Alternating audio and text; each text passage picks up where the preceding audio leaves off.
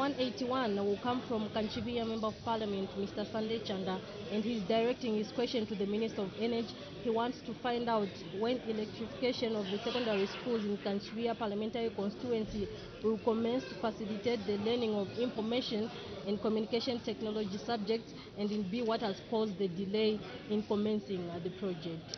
There will be resumption of the motion of thanks, the Excellency the President's Address, motion of 28th February 2023.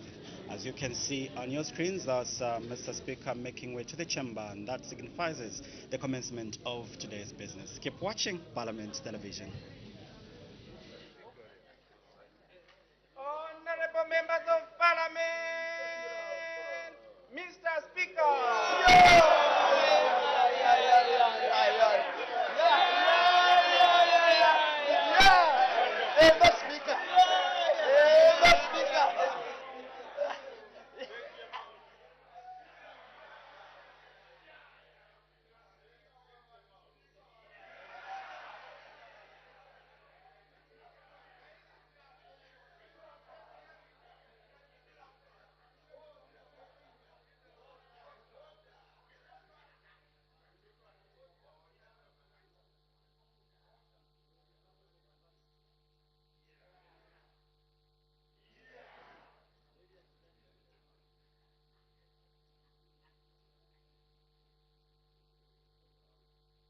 Tendency of Zambia, proud and free, land of wealth and joy in unity, victors in the struggle for the right.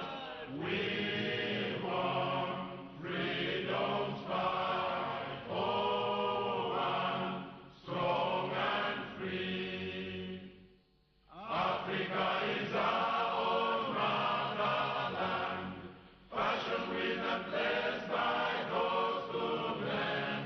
Let us all our people join as one, brothers under the sun. Oh, one, strong and free. One land and one nation is our cry. Dignity and peace in Zambia's sky, like a noble eagle in its flight. Zambia, praise to thee, oh one, strong and free. Praise be to God, praise be, bless our great Zambia, Zambia, Zambia. Remain we stand under the flag of our land. Zambia, praise to thee, oh one, strong and free. Prayer. Almighty God, who in your infinite wisdom and providential goodness has appointed the offices of leaders and parliaments for the welfare of society and the just government of the people, we beseech you to consider with your abundant favor us, your servants, whom you have been pleased to call to the performance of such important responsibilities in this land. Let your blessing descend upon us here in Parliament assembled, and grant that we may, as in your presence, treat and consider all matters that shall come under our deliberation in so just and effective a manner as to promote your honor and glory, and to advance the peace, prosperity, and welfare of our country and of those whose interests you've committed to our charge. Amen.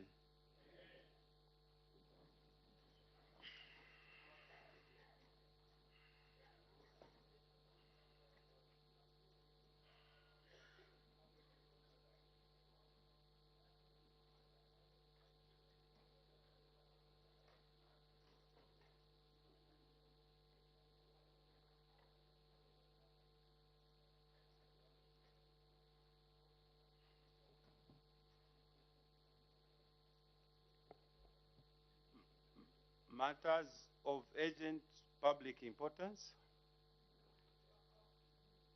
The Honorable Member for Petauke Central.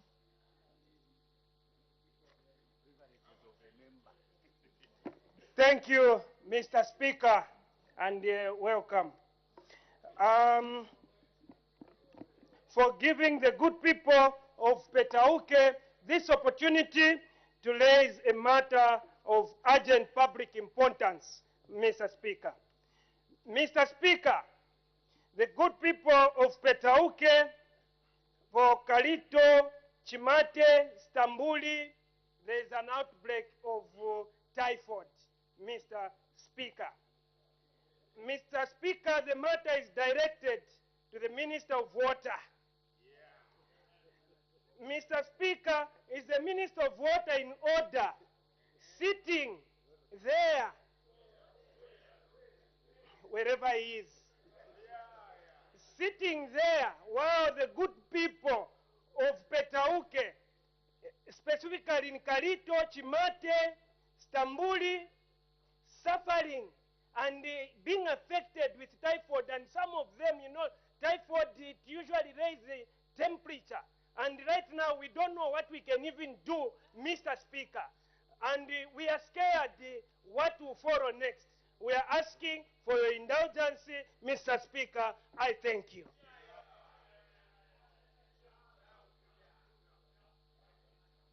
The Honorable Member for Chamanos. Thank you, Mr. Speaker. Mr. Speaker, the matter of urgent public importance I wish to raise is directed at the Minister of Infrastructure and Urban Development.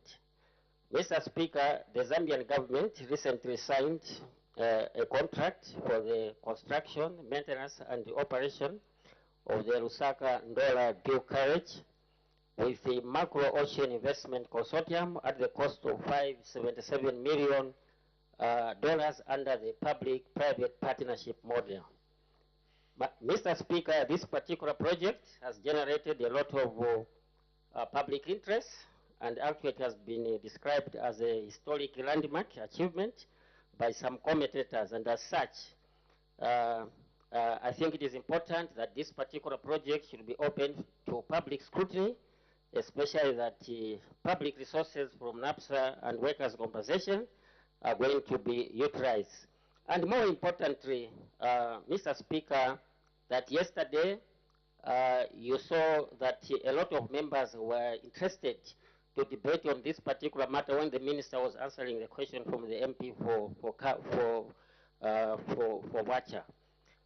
Mr. Speaker, we are also being told that there is a 25-year concession on this particular project, and that the additional 12 gates are going to be constructed on this particular road.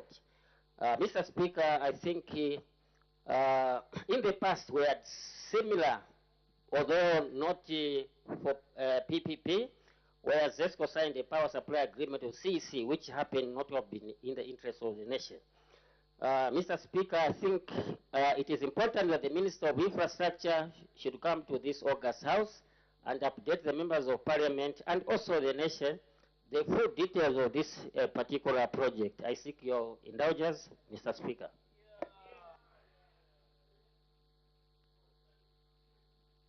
Honorable Member for Lumezi. Thank you, very kind Mr. Speaker. Mr. Speaker, I raise my matter of public emergency importance on the leader of government business, Her Honor the Vice President. Mr. Speaker, last year we had moved a motion to abolish the office of district commissioners, and that motion was shot down on the floor of this House. Mr. Speaker, last week, some district commissioners were arrested in Wapula Province, Isoka, and mostly on the grounds that they were involved in the smuggling of Sujilite. Mr. Speaker, yesterday, the district commissioner for Lumezi district, Lumezi constituency, was arrested for having stolen relief maize. Mr. Speaker, most of these district commissioners, as a matter of fact, are those that had lost elections as council chairpersons in the 2021 general election. The DC that was arrested in Lumezi yesterday lost as council chairperson in the 2021 general election. Most of these district commissioners, Mr. Speaker, have not just been exposed to the so many illegalities that they are committing. Only a few have been apprehended. Mr. Speaker, in a space of less than 1 week, we have 4 or 5 district commissioners arrested. Imagine, Mr. Speaker, if we were to give them 1 month, how many district commissioners will be arrested at this rate for theft? Mr. Speaker, these are the people that they intend to bring on the CDF committees, where there is 27.8 million kwacha, Mr. Speaker. Mr. Speaker, if they can steal 278 bags of maize, what of 28.7 million, where we members are not privileged to sit? Mr. Speaker, the people in Lumezi are asking, what is it that is pushing the district commissioners to start stealing? Could it be that there is less pay? Could it be that the hunger levels have reached alarming stages? Mr. Speaker, the Vice President should address the House and tell us what is leading to senior civil servants that drive free vehicles, free fuel, to start stealing. It's unprecedented, Mr. Speaker. Mr. Speaker, the New Dawn is fighting crime, but their own people are stealing at an alarming rate. Mr. Speaker, I seek your serious ruling on this particular matter. I submit.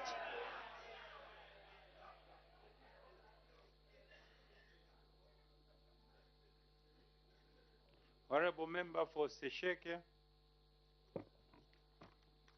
Thank you so much, Mr. Speaker. I rise on an urgent matter of public importance directed to the Minister of Infrastructure. Mr. Speaker, the stretch along Tabombeki Road, joining Nangwenya Road to Great East Road, is slowly becoming a nightmare. Is the Minister of Infrastructure in order, Minister of Local Government, in order to watch as the road is slowly becoming terribly deteriorated instead of enforcing the maintenance order to ensure that we don't incur a lot of expenses if we are to wait up until a bigger stretch is completely dilapidated? I need your indulgence, Mr. Speaker.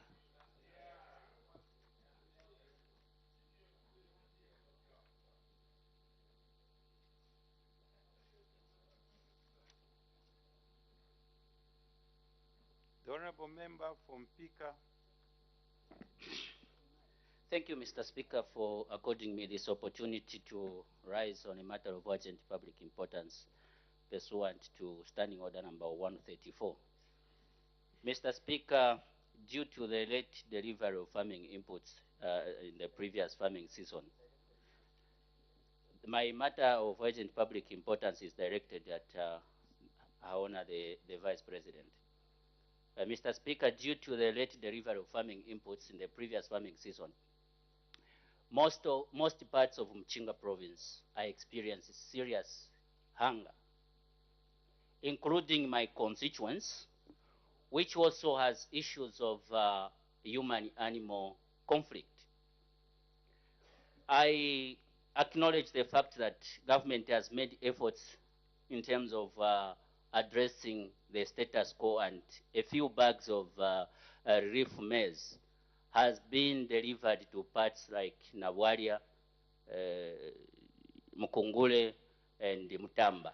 But Mr. Speaker, that is not even anywhere near the word enough. Most of our people in Mchinga province, especially my constituents in Pika, are sleeping on empty stomachs. Even those that are in towns such as Kamwanya, Chitulika, are also having challenges to buy a meda of maize at 45 kwacha per meda. Mr. Speaker, may this government offload maize from strategic reserves and sell to the people at cheaper prices so that our people who are sleeping on empty stomachs can afford to buy a meda instead of the 45 kwacha per meda. Yet we have DCs that are stealing maize meant for poor people like those in my constituents. Mr. Speaker, the people of Mpika, more especially those in Chitulika, have received this news of disease stealing maize meant for them with sadness and disappointment. May this government look into this issue and perhaps implement what the motion sought, the motion that Honorable Munia Zulu brought to Parliament, which sought to abolish the office of the DCs. If people who are getting paid huge sums of money can resort to stealing maize, then let's just give the position to their dowers instead of subjecting our people to miser, where they are stealing the maize meant for poor people like those in my constituents. Mr. Speaker, I seek your very indulgence on this serious issue. Thank you. Thank you. Order. We start with the matter that the Honorable Member for Petauke Central raised. The issue is quite an urgent matter as it affects people's lives. We ask the Honorable Minister of Health, because it is not a water issue, it's a health issue, to come back to the House on Wednesday next week to issue a comprehensive ministerial statement. The Honorable Member for Chama North, you can put in an urgent question to the Substantive Minister of Infrastructure. The Honorable Member for Lumezi, the point of all the matter you raised does not qualify, as it does not specify the substantive matter. You picked on several other issues. You didn't just narrow down on one issue. Thereby, if you look at the standing orders 135, it does not qualify. Similarly, with the Honorable Member for Sesheke, you can put in a question to the Honorable Member of Local Government. The Honorable Member for Mpika, similarly, it doesn't qualify. The matter doesn't qualify. And I think I urge you further that issues that are in public domain and they are already being handled by investigative wings, us as the National Assembly, we cannot zero in because the matter is still being investigated. At an appropriate time, I think we'll be able to hear what the law enforcement officers are doing with the same issue. Let's proceed. Oh, Thursday. If Wednesday is a holiday, then Thursday. Thank you. I have permitted Her Honor the Vice President to make a ministerial statement. May Her Honor the Vice President.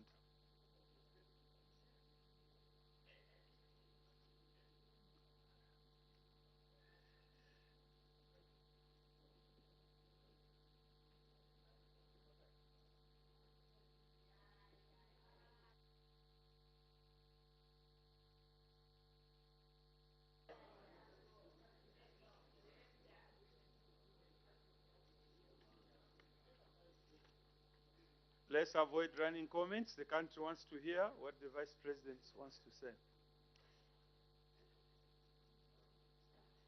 As Mr. Speaker, as directed by Madam Speaker, Mr. Speaker, following a matter of urgent public importance raised by Honorable Tasila Lungu Mwansa, MP for Chawama constituents, I wish to provide an update on the ongoing flooding situation which has ravaged some parts of the country and actions being undertaken by government to tackle the challenges posed by the flooding, especially providing definitive and ongoing support to those affected by the current severe weather and subsequent flooding.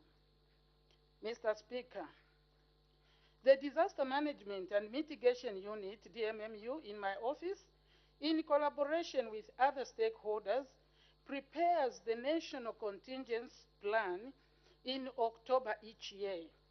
This plan proactively identifies the hazards that are likely to characterize each rainy season based on the forecasts provided by the Zambia Meteorological Department in the Ministry of Green Economy and Environment. The seasonal forecast for the 2022-2023 rainy season indicated that most parts of the country would receive normal to above normal rainfall. Mr. Speaker, as predicted in the 2022-2023 National Contingency Plan, the country started experiencing floods at the beginning of January 2023, following an increase in the frequency and intensity of the rains. Flash and riverine floods have since affected at least 41 districts across the country, with the most severe impact experienced in southern and central provinces and some parts of Lusaka, eastern and western provinces.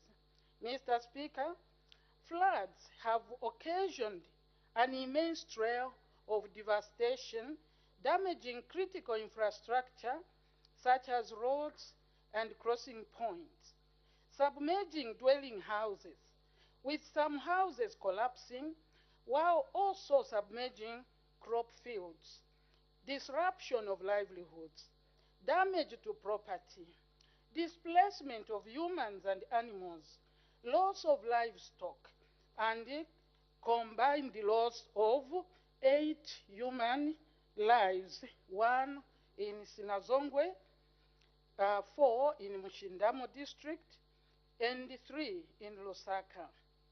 As at 2nd March 2023, about 373,581 people, representing 62,264 households, have been affected by floods. In addition, 1,509,222 livestock have been affected. In Southern Province alone, 2,881 cattle have died from tick-borne diseases due to flooded deep tanks, and at least 55 from drowning due to rising water levels. Over 278,863 acres of crop fields have been adversely affected by the ongoing flooding. In the water sector, 4 dams have been breached, with 68 at risk of being breached due to their compromised structural integrity. In the road and transport sector, a total of 94 road infrastructure, such as roads themselves, crossing points and bridges, have been damaged or washed away, hindering economic activities and disrupting the normal functioning of some communities. Mr. Speaker, let me take this opportunity to inform the House that the causes of flooding are well known. On the one hand, there are natural causes, whereby the vigorous of the weather aggravated by climate change lead to increased frequency and intensity of rains, inevitably causing flash and riverine flooding in some parts of the country, especially in rural areas. On the other hand, in some cases, particularly in peri-urban and urban settings, the heavy rainfall hazard translates into a disaster because of man-made developmental and behavioral activities that raise levels of risks, vulnerabilities, and exposure to disasters. Some of the key man-made factors include, among others, deviation from principles of proper town planning, lack of proper design, and the construction of residential and other infrastructure development, as well as departure from a culture of cleanliness and good practices in solid waste management. Residential and commercial developments have been largely sporadic, without due attention paid to coordinated urban planning, which also takes into account the flow and discharge of water. Mr. Speaker, the following are the general reasons for flooding in most developed parts of the country. 1. Lack of proper design and construction method, which limits the channel capacity of water drains. 2. Lack of drainage features, usually refers to lack of drainage infrastructure and or adequate ground slope to convey surface runoff. 3. Drain deviations and or illegal structures. Illegal structures result in a deviation or drain blockages, causing anomalies and obstructions to the flow. 4. Indiscriminate disposal of waste. Water flow sections are blocked with debris, including sediment, silt, and or waste material and vegetation. 5. Depression points. Water accumulates in depression points, or in certain cases, like City Airport in Lusaka, formed by human activities, for example, former quarries. This feature is a major cause of flooding in southern Lusaka, and especially in Kamwala South, Mrs. and Chawama. Mr. Speaker, given the complex nature of flooding, concerted efforts are required from all stakeholders, namely citizens, local authorities, all councillors, members of parliament, DMMU, Ministry of Local Government and Rural Development, Ministry of Water and Sanitation, Ministry of Defense, and all other government wings. Mr. Speaker, for our citizens whose lives continue to be disrupted by the ongoing flooding, the government is taking exceptional measures in response to the ongoing challenges. The government, mainly through DMMU, working closely with other stakeholders, is supporting relief and recovery efforts across the country. These efforts include 1. Providing emergency shelter to people in the worst affected areas of the country. For example, 22 camps for the internally displaced persons, IDPs, have been established in Southern Province, accommodating about 7,458 people, representing 1,479 households. In Imambwe district in Eastern Province, 474 people, representing about 79 households. 2. Providing food, maize and or mealie meal, beans, carpenter, cooking oil, sugar, and salt. 3. Providing non-food items, which include mattresses, blankets, basic household items like kitchen utensils and hygiene products, and even boats and roofing sheets. 4. Facilitating rehabilitation, repair, and construction of bridges and crossing points. 5. Providing liquid and granular chlorine to make drinking and household water safe, to prevent outbreak of diarrhea and other waterborne diseases. 6.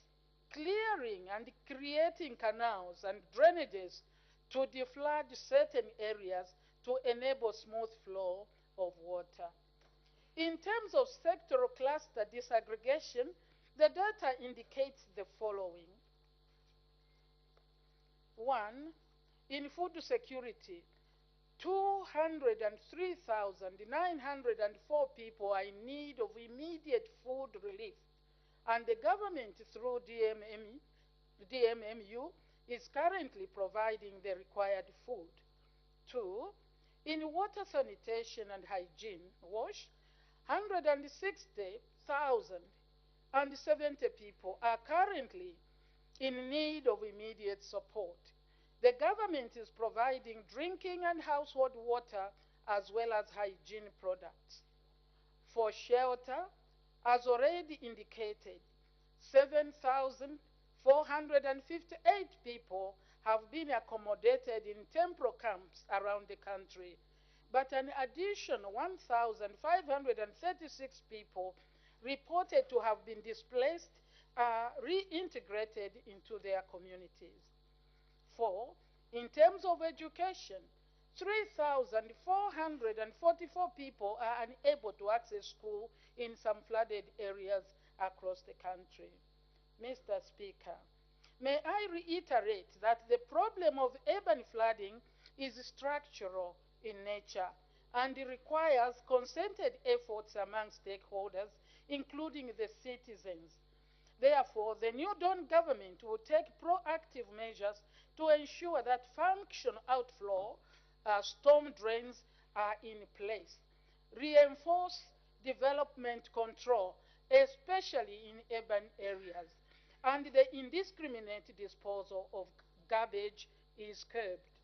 Nevertheless, let me also mention that given the recorded cases of cholera in Vuwi, Chipata, Chipangali, Mwansabombwe, and in Chelenge districts, it is crucial that the immediate flooding effects and associated threats are aggressively addressed. The Ministry of Health is currently leading in this intervention.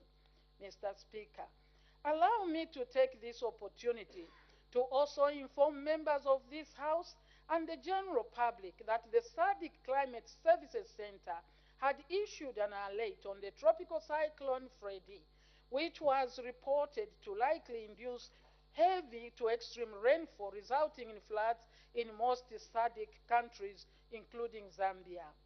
As of 1st March 2023, the number of people affected by Freddy in the SADC region stood at 383,300 people, that is 226,000 in Madagascar and more than 163,300 in Mozambique, including nearly 47,000 who were temporarily displaced, that is 37,700 in Madagascar and 9,268 in Mozambique. At least 14 people have died following Freddy's passage in Madagascar and in Mozambique. In Zambia, the impact of Tropical Cyclone Freddy has been minimal. Tropical Cyclone Freddy moved inland and diminished into tropical depression, that is low pressure system, as it traversed over the southern eastern borders of Zimbabwe and moved eastwards to Beira. The tropical depression indirectly induced moist and unstable airflow from the northwest, that is Congo air, over the northwestern Copperbelt, northern Luapula Muchinga eastern provinces, including the eastern parts of Central Province, which resulted in 2 episodes of moderate rainfall activities. On the other hand, it reduced rainfall activities over western, southern, Lusaka, and western parts of Central Province. Currently, northwestern, northern Luapula, Muchinga, and eastern provinces are expected to experience isolated thunder showers, while western, southern, Lusaka, central, and Copper Belt provinces are expected to experience reduced rainfall activities. The hydrological and meteorological agencies in Zambia, in collaboration with the Disaster Management and Mitigation Unit, will continue to monitor the situation. The issue timely early warning information for early action through public and private media, community radios, and official social media. I wish to appeal to members of the general public to be on the lookout for this information. Mr. Speaker, let me remind the House that in order to respond effectively to disasters at the local level, local authorities should make use of the 5% disaster component allocated under Constituents Development Fund.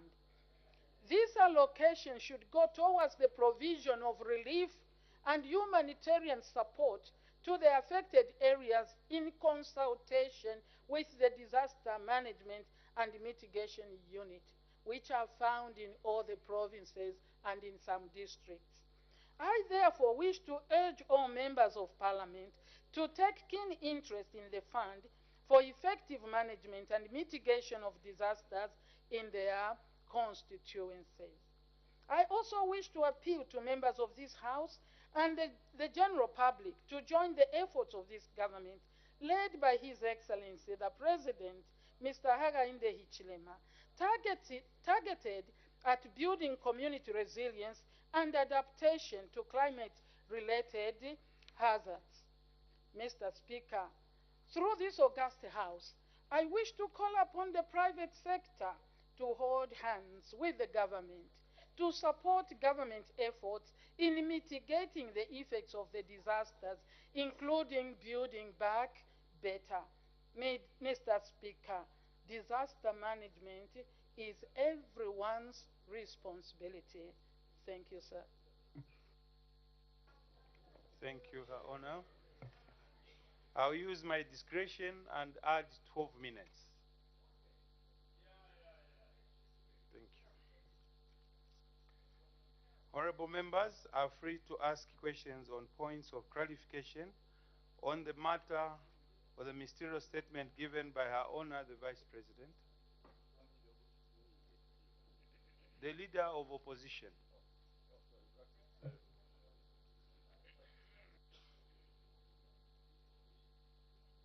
You are the new Leader of Opposition?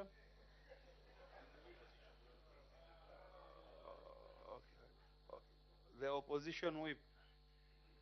Thank you so much, Mr. Speaker. And we appreciate the detailed statement from Our Honor the Vice President. Your Honor the Vice President, indeed, we acknowledge that there is that component of disaster allocation from the CDF.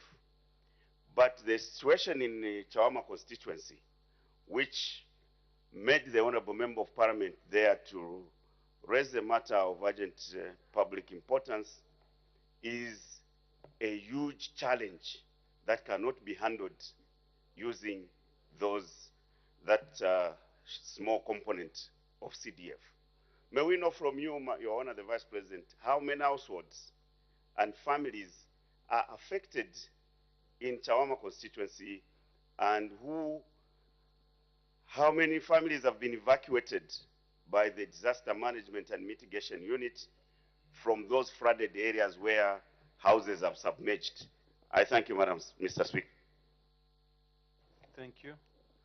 May Her Honor the Vice President respond?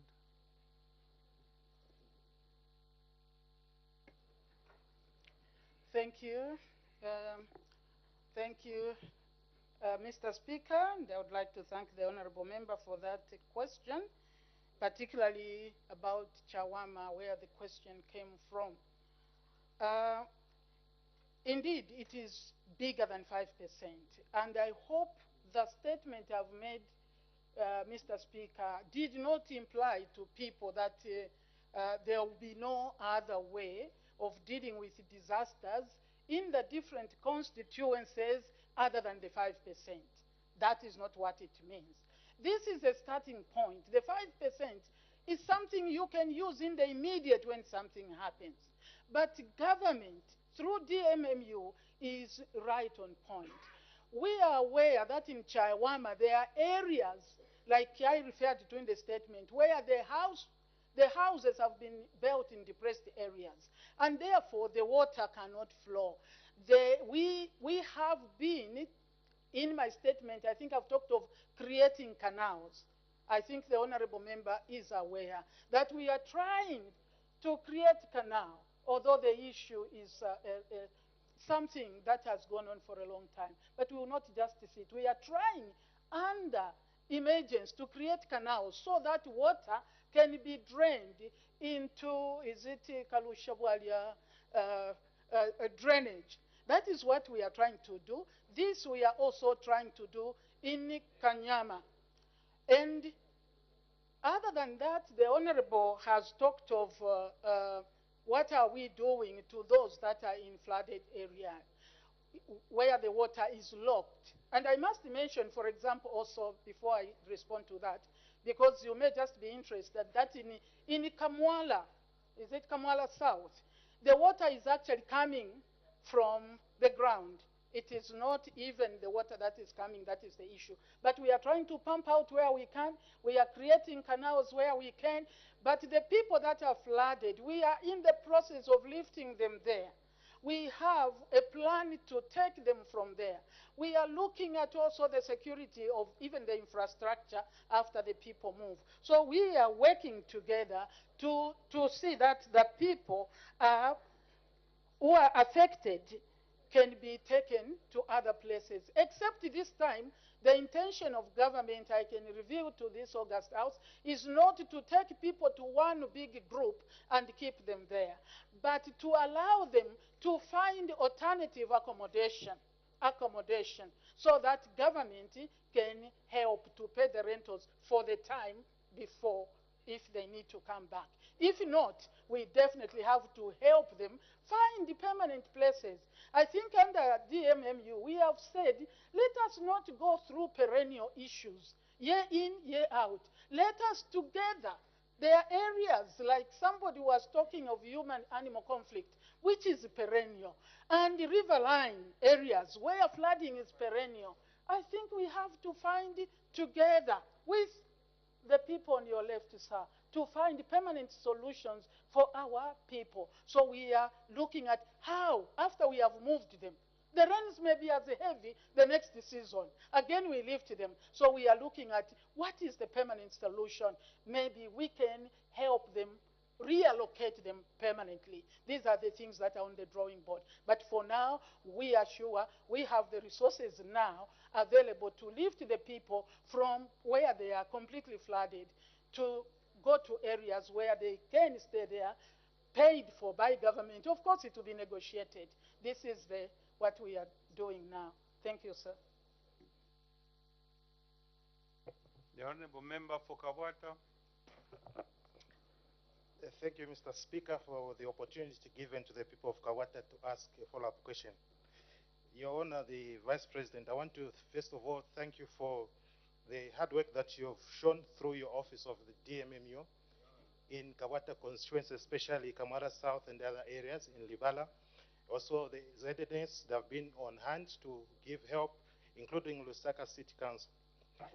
I wish and pray that one day the Bombay drainage should be extended to Jack and Chilenge. Your Honor, the Vice President, I do agree with you with your statement when you say that some of these causes of flooding are actually either through human error or climate change. But we, like for instance, in Kawata constituency, I think we can hardly blame that on climate change. I think we had actually forgotten and departed away from the issue of planning.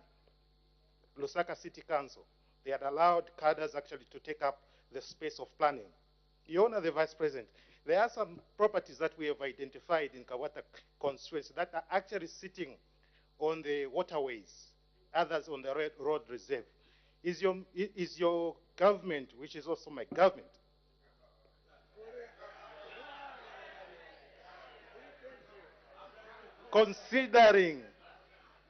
considering to demolish those structures that were built on waterways and those that are sitting on drainages? I thank you. Honor the Vice President. Thank you, Honorable Member of Parliament for Kabwata. Mr. Speaker, in my response, I did refer to town planning, that lack of planning is one of the reasons we have peri-urban and urban planning. That is true. I think all of us here, this is not debatable, because this is what has happened. The people built on waterways, people have built, with, sporadic. People just find a space of land, they start building, and they don't know why that was left like that. Maybe that is waterway. So this is indeed, I agree with you, is causing the problem. As to what we are going to do, whether according to you that we will demolish, I cannot make such a pronouncement right now. But what I've said, if you have been listening to me, colleagues, members of parliament, I have said, for example, those that we intend to lift through provision of rentals. I think that's what I said. Government will pay for them. We get them out of water. In fact, I've been given the numbers about in Chawama, 850 people, households are affected. 300 are supposed to be, earmarked for being taken. Whether they will come back, that's a big plan. Whether they will come back or not, we are still looking at the modalities of how we can work out this issue. And therefore, demolishing, under normal, when you do something illegal, you build illegally without the authorities, local authority allowing you. I think you should know you are sitting on a time bomb. Anything can happen. But I cannot here say we will surely demolish. We will continue to look at our city and see how we can bring sanity to the city so that, structures are not just sprouting anywhere. People are building anyhow. So that is, I cannot be specific on that matter, but it is worthy looking at how do we avoid. We have a plan under this government where we want to see how we can drain Lusaka, because this has also become perennial, flooding and flooding. We are looking at the picture. How can we do it? Instead of allowing water to flood and then go away without making use of it. We have a big plan on the table, but we will come and bring this to the House when we are more structured on what we want to do. Thank you, sir. Thank you. We should avoid debating. Let's go straight to the question, because we end up consuming a lot of time. The Honorable Member for Lumezi. Thank you, very kind, Mr. Speaker, for permitting us to ask Her Honor, the Vice President, a question. Madam Vice President, I listened to you very well, and I must support the Honorable Member for Kawata for requesting that the government should demolish those houses in Kawata swiftly. Madam Vice President, in your solutions, I see that you've not mentioned the vacuum tankers that ordinarily pump water from all the flooded areas. Madam Vice President, you've made a request to even the private business communities to come on board and help. But the companies that run those vacuum tankers pay huge amounts of money on taxes. Don't you think that it is the right time, as a long-term and short-term measure, to remove duty on anyone that is in the business of sanitation, so that people can offer those services at a cheaper price? Because right now, private citizens are not in the position to afford to pay for anyone coming to pump waters, be it in Livala, in Chawama, because they don't have the capacity to do so.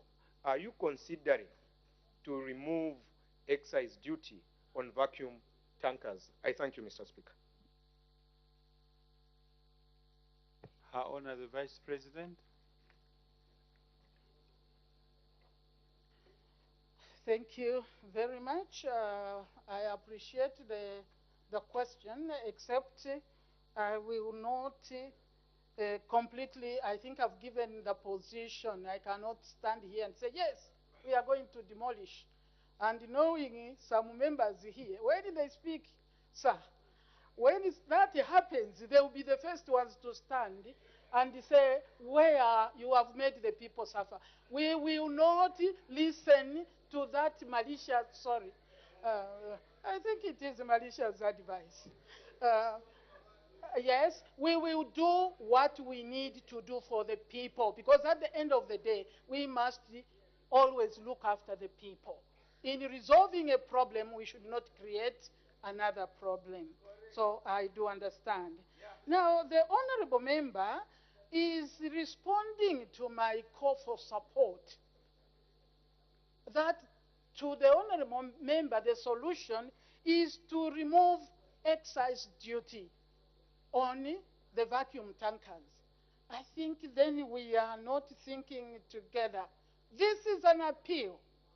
I made an appeal, Mr. Speaker. I didn't make a compelling statement. And I can tell you, Honorable, that there are people from the corporate world that are helping even today under the same circumstance. So we cannot start thinking of tax. We are thinking humanitarian. We are thinking of helping humanity. Nobody does business without profit. So you cannot talk of removing tax. After all, that is a domain that belongs to other people that think economically. But I cannot stand here and say, yes, we should do that. This is an appeal, and it is those that are able that should come on board. Because the vacuum tanks should not be a permanent feature for this problem. That's not what we are saying. And that's why we are saying we have to look at, for example, the canals, the drainages. Stop throwing rubbish in the drainages. That has nothing to do with the vacuum tanks. There are many things that we should do. The vacuum tanks that we may call on now, as we are calling on food, we are calling on all the measures that can help mitigate. You cannot think of vacuum tankers as a way of life now. Every year, tankers come. That is when you are thinking of removing excise duty. I think that is not really the way to go. It's not a permanent situation. It is a stopgap measure when we have a problem. Thank you, Mr. Speaker. Gender, the Honorable Member for Chawama. Thank you, Mr. Speaker, and thank you, Madam Vice President, for that elaborate explanation. I wanted to make a follow-up. We appreciate the 5% CDF component that has been reserved for emergencies. However, we cannot access it because of the lengthy processes and procedures. What is the government doing to shorten that process, to make sure that we have access to that money? I thank you. I honor the Vice President. Thank you, Mr. Speaker. I would like to thank the honorable member. Probably the shortest way to respond to that is to understand what is this that is creating a problem in accessing the 5%. Because I think that others have managed to do that.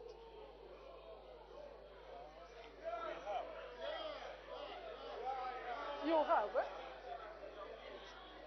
Order. This issue currently on the floor is very topical. And when the Vice President is speaking, the whole country is listening.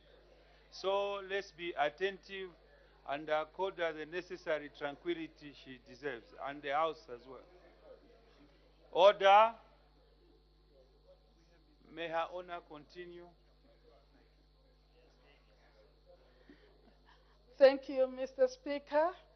Honorable members, I have honorable members on both sides. One, in the statement that I made was that please, this should not be complicated because it is clearly indicated that it is for disaster issues. And in my statement, I've said, can we work together? Because there is no way, if there is such a procedure that can hinder you accessing that 5% to have a blown off roof done. Why should there be a problem? Which don't let me start having a conversation. I think if there is a problem, it should be stated clearly so that it is tackled under the Ministry of Local Government and Rural Development. That's the way to go because this money is truly meant for disasters. And why is it that others have accessed it? So why don't we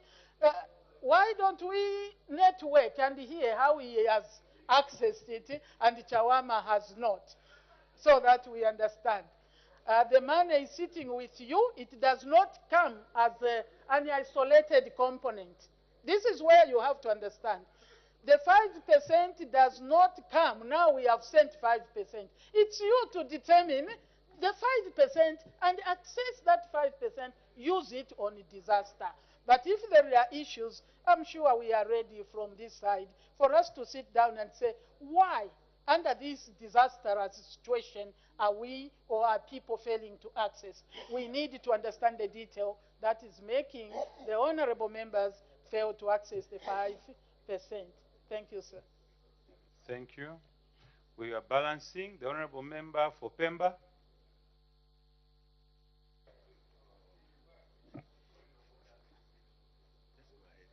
Thank you. Thank you, Mr. Speaker. My question to honor the Vice President, looking at in most of the areas, there are people who have been moved due to floods, not once, several times. Is the government having plans to declare those flood-prone areas a non-habitable? Thank you. Her Honor the Vice President.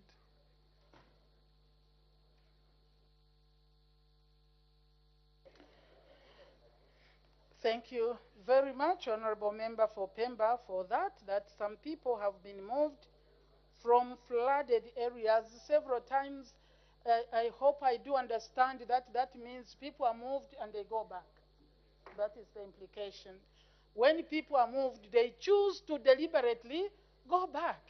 I think there should be a kind of understanding. There has to be really a stop to this. And this is why I've been calling upon all of us, that there are areas where they have human-animal conflict. Some areas it is flooding. Some areas it is drought. Some areas have other challenges. If you have found a better place to settle and you choose to go back, honestly, I think that that is a responsibility, and therefore people must discuss. Even as people are being moved, particularly with the support of society, when I say this, with the support of government and other well-wishers, you have to commit that you cannot go back to the same riverine and cultivate there. The crop is carried. The following year, you get more fish to plant in the same area, and it is carried again by floods. And then you come to relief. I think we have to find an end.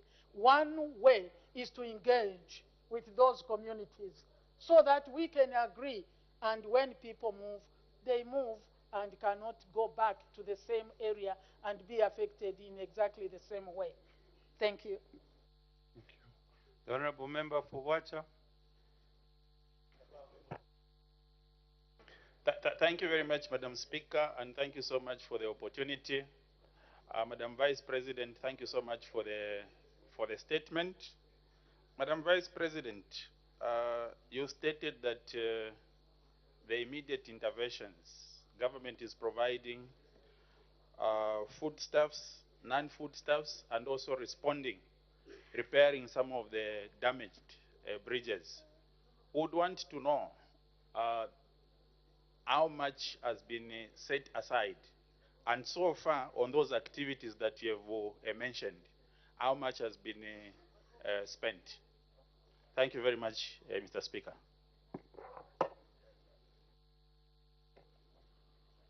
Honor the Vice President, I don't know if you are ready for that, or we can advise him to put in a question. Okay. Thank you, Mr. Speaker. If the Honorable Speaker wants me to give figures, that's another issue. But the answer is what I have, that I cannot give you the figures right now. I think it is important for us to know, to start with, that DMMU does not have figures, even when we bring it here. We don't have figures, if you look at that, to mitigate disasters.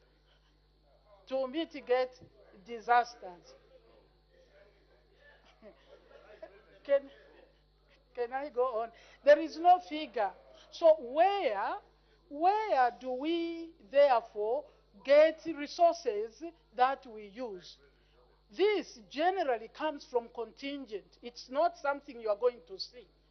And as at now, I am not aware that we have exhausted the contingents or to know exactly how much. We haven't been looking at the exact figures. But we know that the situation is dire. It is extremely expensive to do what we have been doing, to get all the tents around the country, to give food all around the country. The figures are going. And this issue of the disaster, particularly emanating from the rains, today. Honorable Member for Nkana.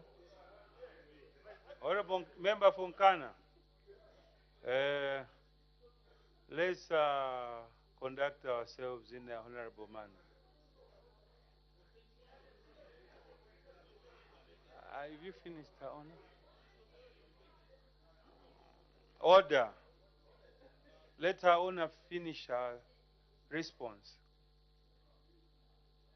I was going to say the situation of disasters in the country today is fluid. It is not something you can say today, let us calculate, because tomorrow the rains are still here. The rains continue. So the cost continues rising. But I can't give a figure as to what has been expended, if that is what the honorable member wanted me to give. I don't have the figures unless we see it, because the expenditure keeps going. And we also appreciate the private sector, the NGOs that are coming on board to help. I don't have that figure, and we don't have a budget line under DMMU where the expenditure comes from. We draw from contingents all the time. Thank you. Thank you. The Honorable Member for Nkana, you said there was a point of order. You are granted.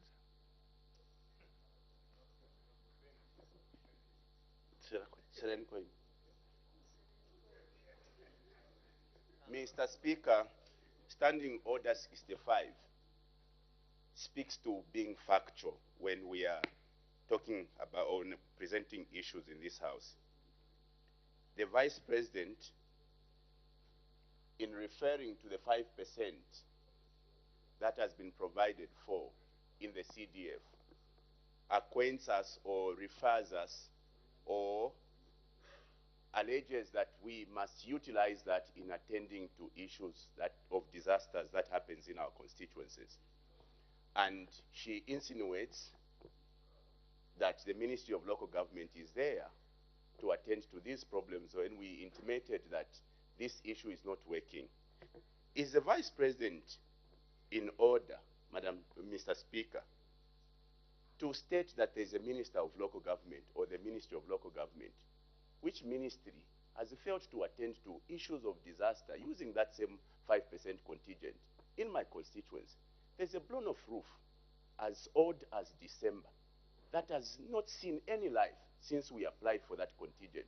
Are we in order to continue to insinuate that we have a 5% that is meant to attend to disasters when we can't use that contingent? Are we being factual? I seek your indulgence. Order. The order. The Vice President is not out of order. The 5%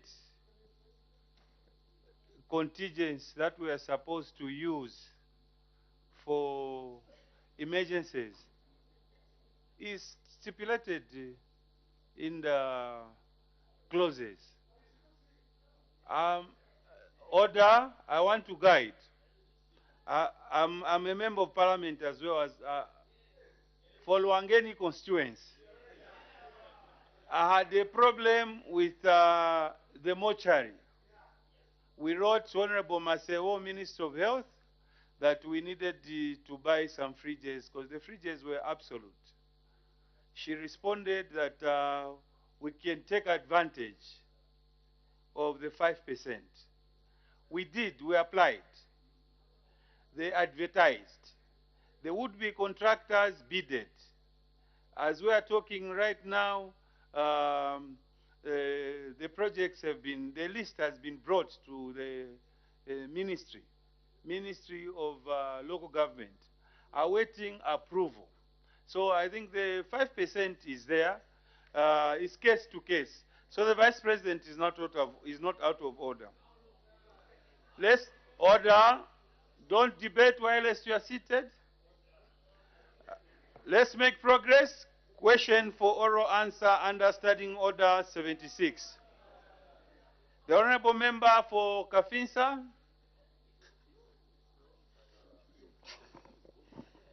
Mr. Speaker, I have been requested to ask question number 178 on behalf of the many people that are affected by the two decisions by government. I thank you.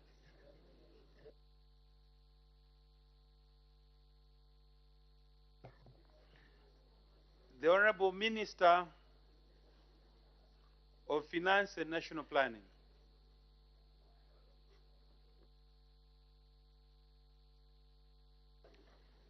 Thank you very much, Mr. Speaker.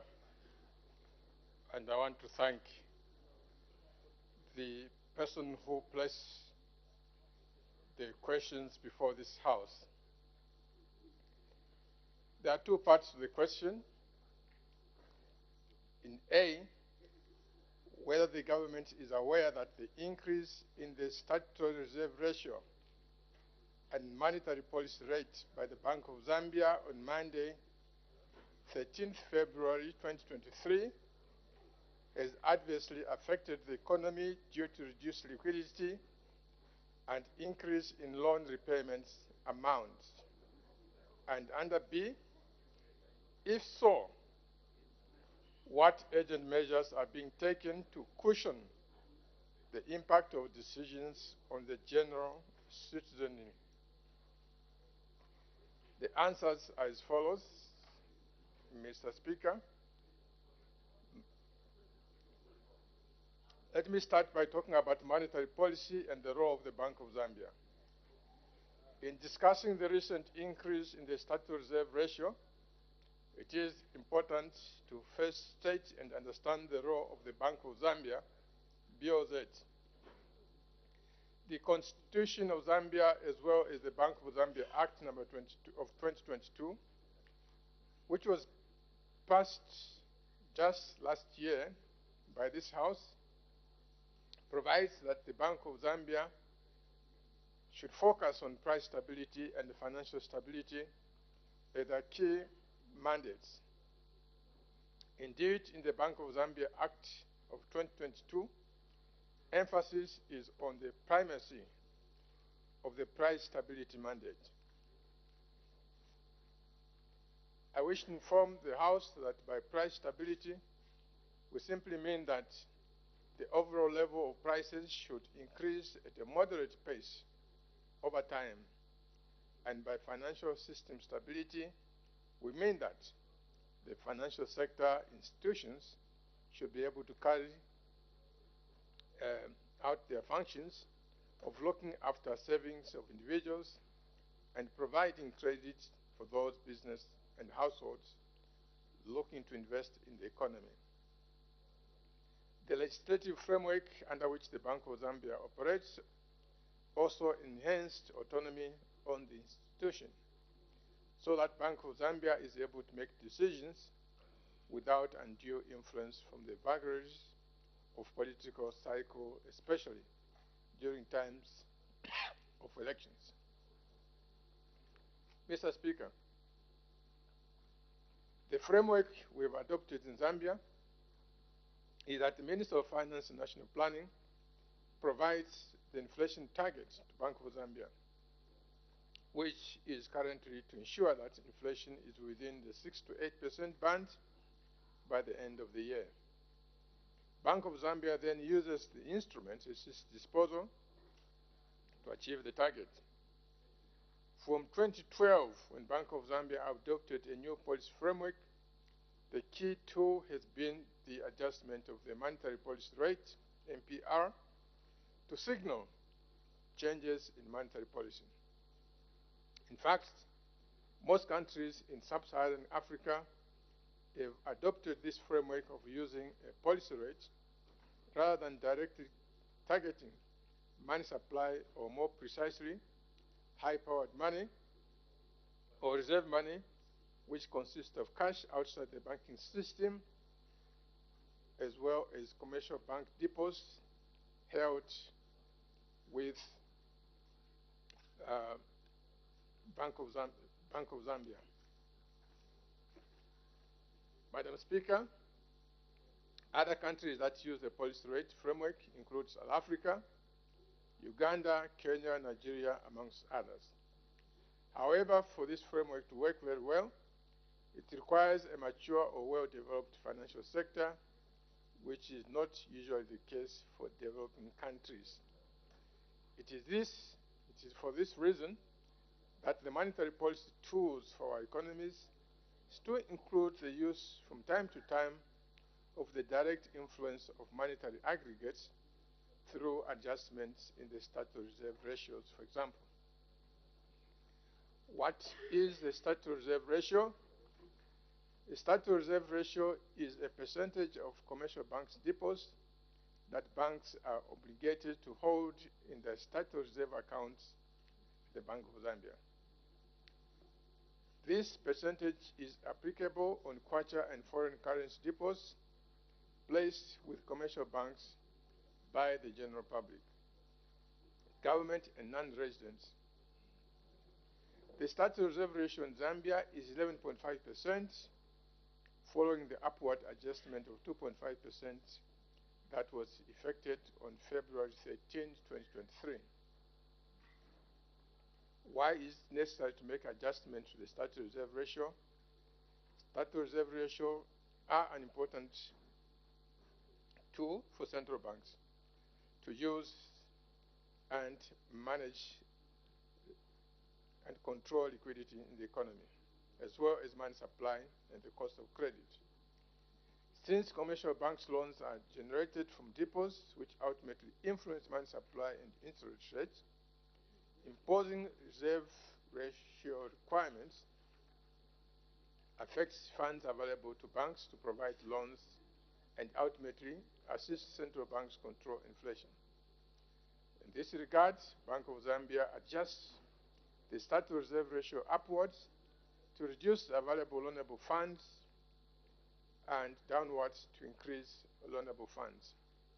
It should be noted that, unlike adjustments in the monetary policy rate, which will induce an automatic adjustment in the lending rates that are tied to the monetary policy rates, adjustments in the statutory reserve ratio do not imply an automatic adjustment in interest rates unless banks move to protect their profit margins. And, Mr. Speaker, adjustments to the statutory revenue ratios have been done on several occasions in Zambia. I have a long list here of when this was done, but probably there's no need of referring to that.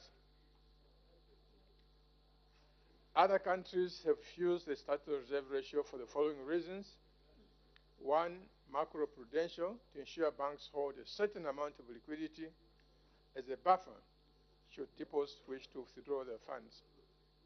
Two, monetary control, to impact growth in credit and interest rate growth. Three, liquidity management.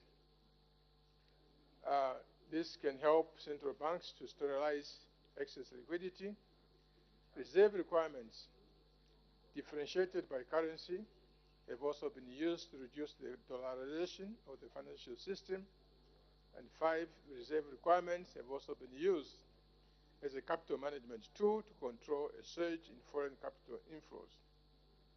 Expected benefits, the upward adjustment in the minimum statutory reserve ratio to 11.5% from 9% was aimed at safeguarding the stability of the domestic foreign exchange market in order to minimize the potential adverse impact of the recent sustained exchange rate depreciation pressure on the inflation outcome.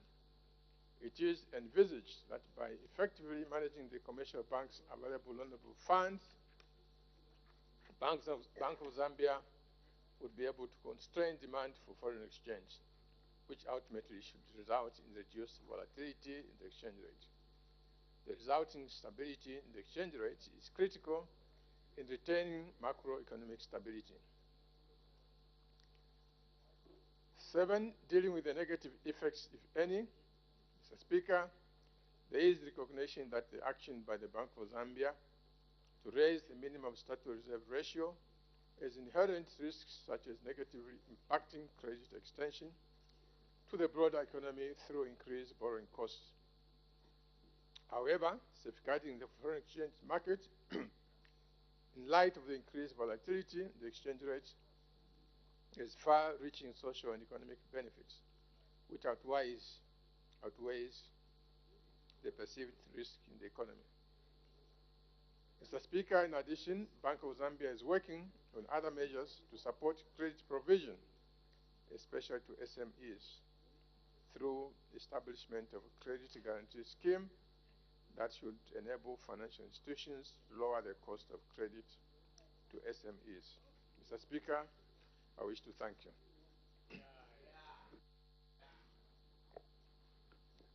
Any supplementary questions? The Honorable Member for Shuangandu. Thank you so much, Mr. Speaker. I was following the response from the Honorable Minister, and he's saying this measure to increase the statutory reserve ratio and the monetary policy by 12%, by 2.5%, is meant to deal with the volatility regarding the exchange rate. We agree with you, because we know that as we speak, a kwacha is trading 20 kwacha to $1. But in your response, Honorable Minister, you have said that this increment does not imply the increase in interest rate. This is not correct, because everyone that has got a loan facility, including your civil servants, have already been alerted by all the banks. And I'm told, including all of us here, that we have already been notified by our various banks that we must go and consent to the increment, to the interest, by the same percentage of the loan facilities that are sitting there. Honorable Minister, the cost of living has just gotten as unbearable for your workers and everyone in this country. Was this the perfect timing to implement this policy? And if it was the perfect timing, what measures have you put in place to cushion the citizens of this country in these difficult circumstances? I thank you, Mr. Speaker. The Honorable Minister of Finance and National Planning. Thank you very much indeed, Mr. Speaker. And I want to thank the Member of Parliament for Shiwangando for that question.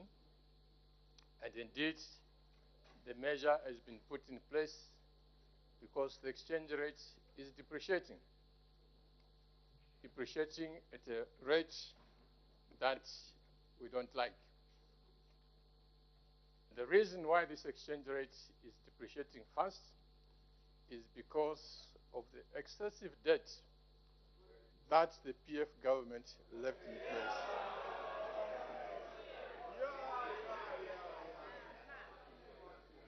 Mr. Speaker,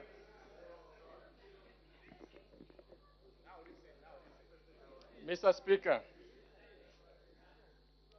let me explain because I hear there's an uproar from the other side because they don't understand the relationship between what they did to leave Zambia in unsustainable debt and the exchange rate and the inflation. So let me explain. Point of order.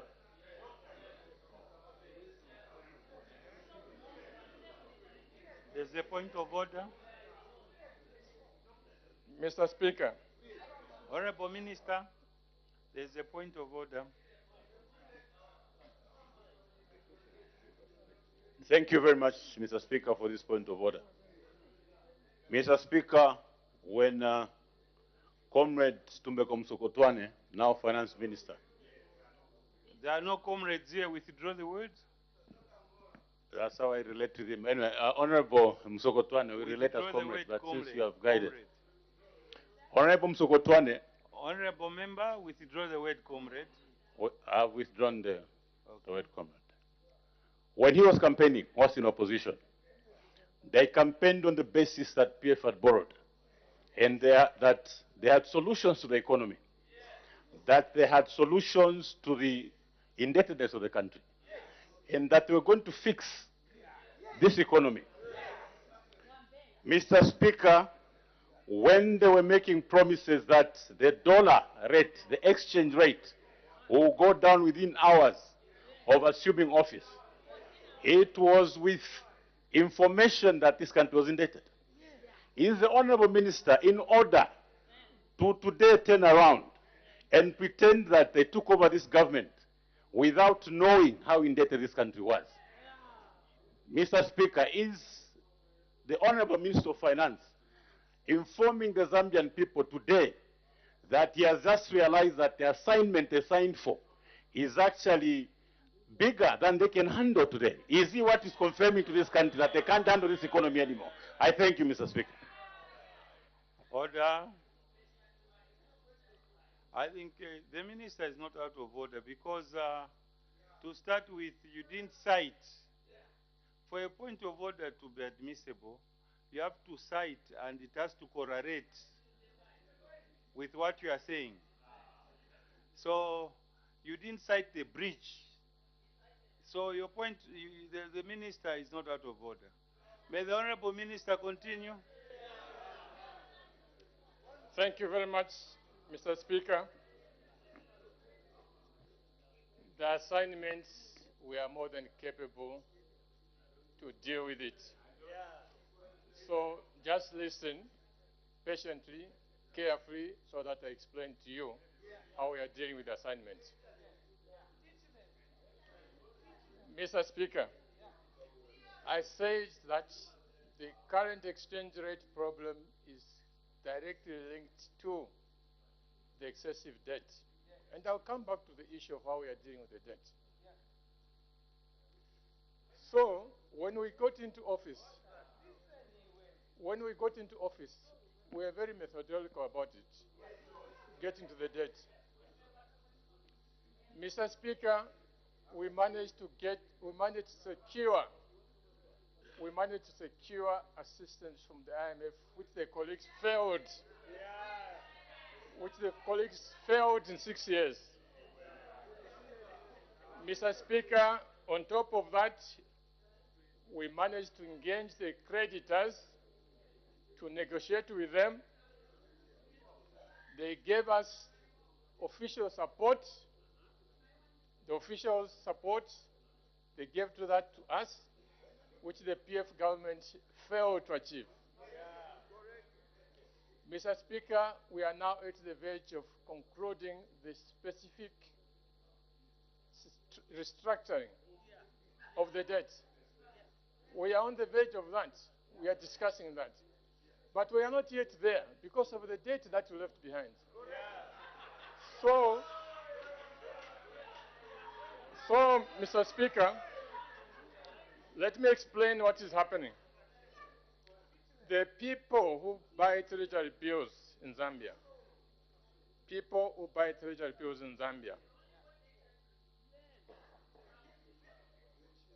under normal circumstances, some of those, they bring dollars from outside the country, they convert the dollars into kwacha, then they buy the treasury bills.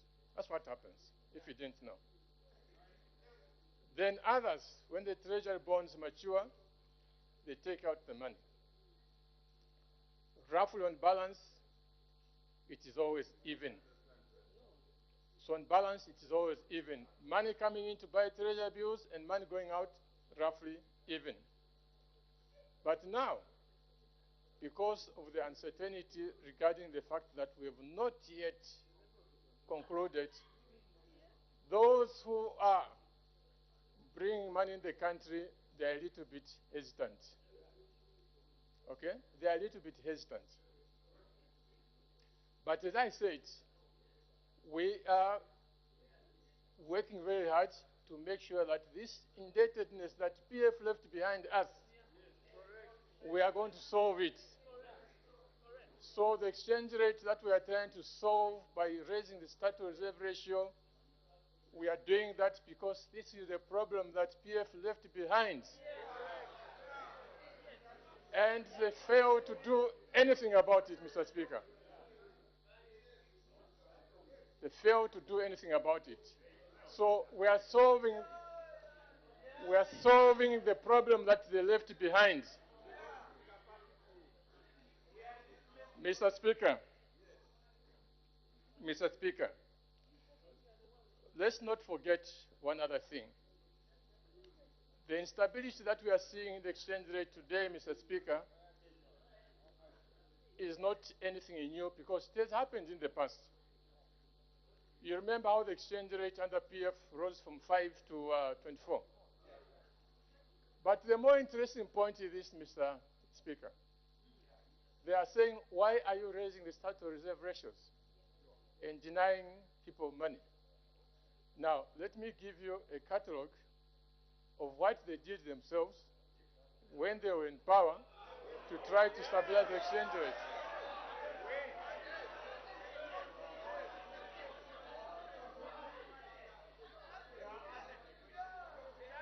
Mr. Speaker. Mr. Speaker. Order. Let's not debate while he's seated.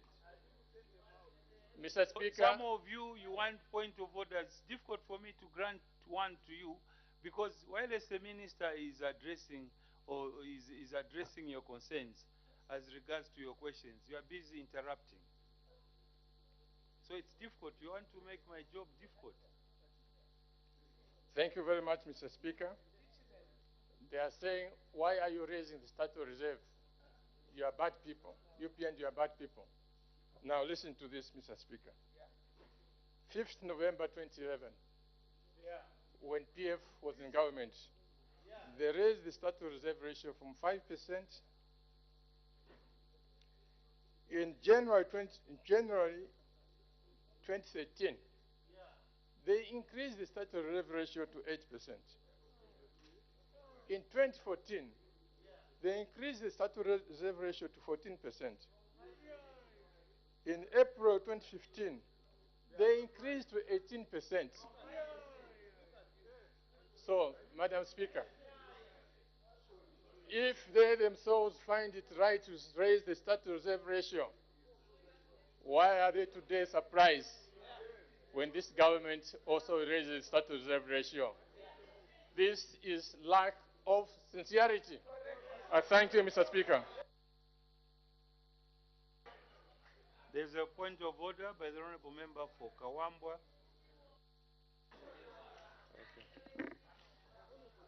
Thank you. Thank you, Mr. Speaker. Mr. Speaker, I rise on a point of order pursuant to 65. Mr. Speaker, I hope the President of the Republic of Zambia, President Hakainde Hichilema, is seeing what I'm seeing. And that's why I'm rising on this very serious point of order. The Honorable Minister, as he was trying to explain a very difficult situation in which he finds himself in, similarly, the situation in which he created when he was the finance minister under President Rupia Banda. Madam, Mr. Honorable Member, Yes. I want just to guide. Yes, yes, sir. Order, there are two things involved here. One, you brought the president into your debate, which is not allowed. Secondly, you know very well that we don't debate ourselves. So you can go ahead, Honorable Member. Well guided, Mr. Speaker. Mr. Speaker, the Honorable Minister was trying to explain a very difficult situation. Earlier on, he alluded to the fact that they managed to secure a bailout from the IMF. And indeed, there was jubilation, there was dancing, some asserting that indeed everything had been done. Lo and behold, in the same statement, he says we have not done it yet. We are still struggling. So I'm trying to find it difficult to make head from tail of what he's trying to say. Is the Honorable Minister of Finance in order by failing to explain himself clearly whether the 1.3 billion bailout has been achieved, has been secured, or we are still struggling to put things together?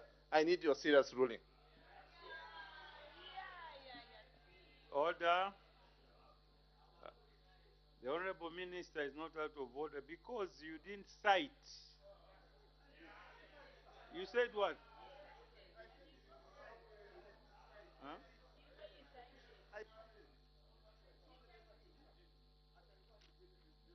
I didn't hear you clearly. Maybe rephrase your question.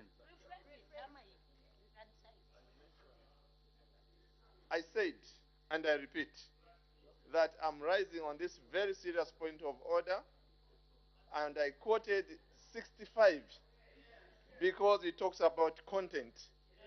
Because the Honorable Minister of Finance spoke about having achieved the 1.3 billion IMF bailout.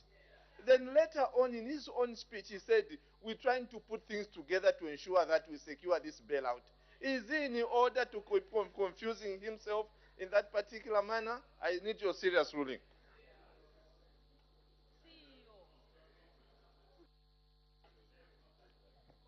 Order. I think if I heard the minister correctly on that one, you are talking about, Honorable Member, you are talking about a bailout plan. The minister spoke about renegotiating the debt. So the two are different. The minister spoke about renegotiating of the debt that he almost said it's almost due to reach to a logical conclusion. And then you are talking, Honorable Member, you are talking about contracting the IMF deal. The two are at variance. So the Honorable Minister is in order.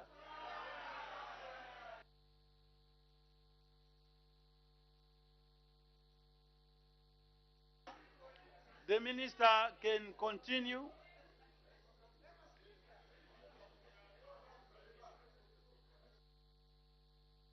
The Honorable Member for Katanshi.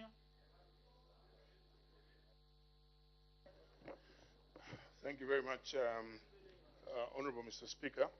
And thank you so much, Honorable Minister of Finance, for your responses. I think that, Honorable Mr. Speaker, it is very clear that our economy is going through a very difficult time. There's a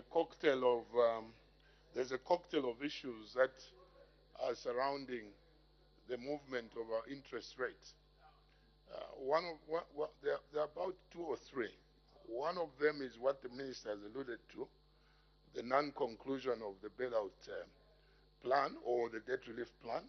The G20 ministers of finance could not conclude that, so that has pushed us further. But when I read the Bank of Zambia statement, it mentioned very clearly that one of the reasons our exchange rate has become weak is because the mining sector is not performing.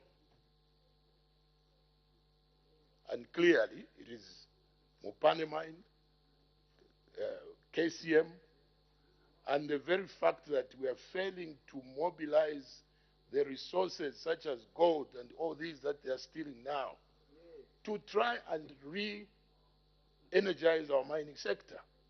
Now the question, Honorable Minister of Finance, you have enough resources in Zambia. If at all our mining sector, in terms of exploration, can be enhanced, we have plenty of cases, Mr. Speaker, where somebody is in a maize field, is just using a hole, gold is found. We have the recent case of the Sujilite. Why is the government failing to make use of the resources that we have in this country to turn around this economy? Because that interest rise is a rise in the cost of living. The manufacturer will pass that cost to us, whether it is bread, whether it will be a bathing soap, whether it will be a soft drink. Why can't the government right now make use of the resources that are available? Plenty of resources that are available. Why? Thank you, Mr. Speaker. The Honorable Minister of Finance and National Planning.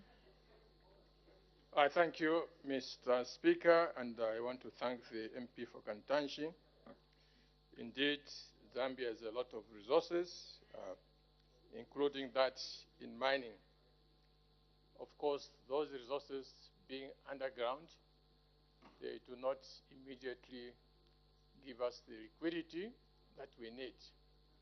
In other words, for the resources to be able to be useful to us, somebody has to dig that stuff from the ground, sell it, and then money comes through.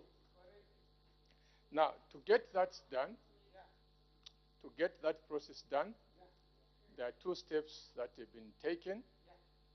The first one is to revive the two key mining assets that have been limping. And for that, Honorable, I also want to tell you, or to remind ourselves, that these two mining assets are limping because they were crippled by the colleagues who are there, the PF. Okay? They are the ones who crippled these mines. So, having crippled the mines, it means that the amount of copper that is coming out of the ground, which we can sell, is limited. The second thing, Honorable, is the opening up of the new mines. Again, here, we did very badly in the last 10 years, because if you ask yourself the question, at the time when new mines were opening up in Congo, how many new mines opened up in Zambia? Instead of opening new mines in Zambia, as was happening in Congo, here we're closing mines. Meaning that the amount of foreign exchange that we could earn was getting less and less. The responsibility of this government is to correct the errors that our colleagues in the PF left behind us. The Minister of Mines is working very hard, with the support of all of us, to bring back to life Mopane and KCM. Okay? The adjustments that we made to the incentives in the structure of mining here, the adjustments that we made, as you know yourself, within the first year of getting into office, $1.5 billion invested into mining out there in northwestern province. Something that has never happened in the last 10 years. They were closing mines, not opening new mines. So where did you expect foreign exchange to come from? Now, Mr. Speaker, I just want to assure honorable member that we are working very, very hard, and we are getting close there to revive places like Kitwe, Mufulira, and all these mining towns, because those mining assets very soon will be coming back to life. So this is how foreign exchange should come in the country, Mr. Speaker. I thank you. The honorable member for Kafinsa, the honor of the question.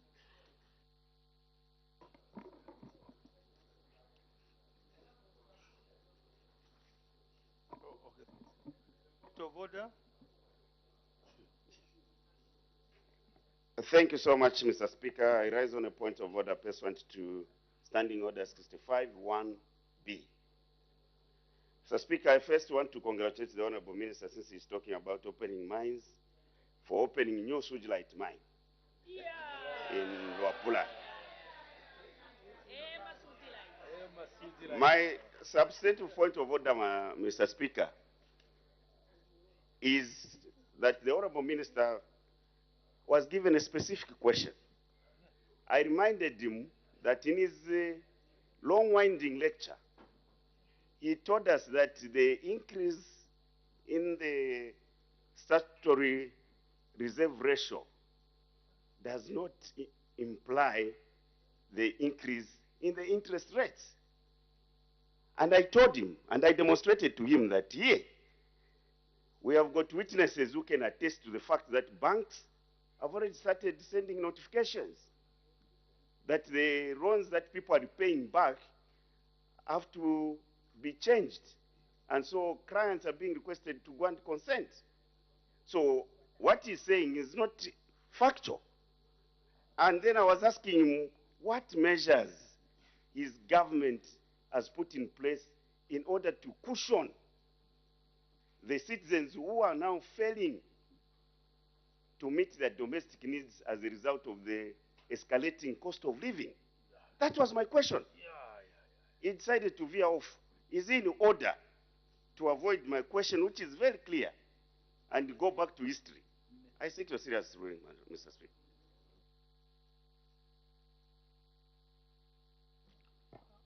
Honorable member, I think as regards to your question, it's difficult for me to make a ruling on it because you've debated your point of order. This should be a lesson to all of you, honorable members. It should be a lesson to all of you. When you rise on a point of order, be precise. Be precise to the point. If you go further debating your point of order, it means it's inadmissible. So that's my ruling. May the honorable member for Kafinsa continue. Mr. Speaker, last week I rose on an urgent matter of public importance. When I rose on that urgent matter of public importance, there was a specific issue that I raised on that particular day. The issue I raised attracted the attention of Madam Speaker, and Madam Speaker guided that I should put in a written question, and I did submit a written question, And in that written question, I asked the Minister of Finance as follows. One, I asked the Minister of Finance if government is aware that the two decisions by the Bank of Zambia, approved by government, have impacted on the citizens. That was my first question. My second question in the written document was what measures, the questions were very clear, what measures government was taking. Because, Mr. Speaker, if we avoid answering the substantive questions, we'll be reluctant to submit written questions. There are specific questions that the public out there want answers for. There's a reason why I submitted that written question. So, Mr. Speaker, my first follow-up question, because Standing Order number 76 allows me to ask two. So my first follow-up question, directed at the Minister of Finance. Minister of Finance, in the third quarter of 2022, government spent $333 million to cushion the effects of the exchange rate. In the fourth quarter, which was the last 3 months of 2022, government spent $443 million to cushion the exchange rate. Because in your response, Minister, you've indicated that one of the reasons you've taken these steps is to control the volatility of the exchange rate. So, Minister, I want to ask my first follow-up question. Having spent these huge sums of money, 300 million and 400 million, was there a need for government to approve the increase in the statutory reserve ratio? Was there a need for government to approve the increment in the monetary policy rate when you are already spending so many millions of dollars to try and control the exchange rate? Mr. Speaker, that would be my first follow-up question. Thank you. Order. The Honorable Minister of Finance and National Planning. Thank you very much, Mr. Speaker. And it does help to have precise questions. Because when the questioners wander all over the place, we are also forced to respond to some of the sideline issues that they raise. The questions that have been put are very specific, and I'll answer them very specifically. But perhaps let me start off with an issue that Honorable Kampiongo raised. Are you not aware of the fact that interest rates have been influenced upwards because customers are receiving notifications? Here we must distinguish between two things. There are two actions that are being discussed here. The first one is the increase in the statutory reserve ratio. The statutory reserve ratio measure that was taken has no bearing on the interest rates that customers pay. However, the other measure that was taken, namely the change in the indicative interest monetary policy rate, that does have impact on the lending rates or interest rates in general. So the answer is very specific. Statutory reserve ratio impact on interest rates? No. The monetary policy indicative rate? Yes. The impact on people. The impact on people. Mr. Speaker, once again, it's important to say these adjustments to the rates that we are talking about, these are standard policy tools. These are standard policy tools that exist in all the central banks in the world. If you listen to the Bank of England, you hear that sometimes they increase the rates, sometimes they lower it. If you listen to the European Central Bank, Sometimes they lower the rate, sometimes they increase the rate. If you listen to South Africa, sometimes they increase the rates, sometimes they lower the rates. So there's nothing strange at all. There's nothing strange in adjusting the rate either way or another. It is something that happens all over the world. Now, Mr. Speaker, the reason why the rate has been increased, is primarily because of the depreciation of the exchange rate. The depreciation of the exchange rate is the one that has been the main driver for adjusting the rates upwards. The honorable questioner said you already spent so much dollars to intervene. Why was it necessary to do some more? The reason is simple, that these other measures of direct interventions, direct sales of dollars, have not been enough in the light of the excessive pressure caused by excessive external borrowing. So those measures that we're talking about, they were not enough. And therefore, it became necessary that we put additional measures in place to help to stabilize the rate. Mr. Speaker, this matter can be likened like this. In our houses, we don't want water all over the house. Okay? You don't want water in your bedroom.